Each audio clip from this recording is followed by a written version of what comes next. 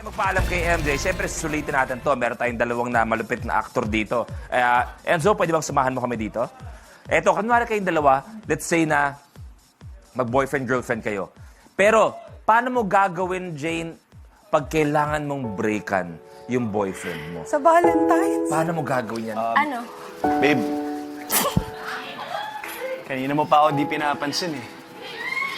Hindi ba dahil hindi kita pinasahan ng load kagabi? Hindi naman ako ganun kababaw yung ba yung tingin mo sa akin. Boy. Mahal kita pero...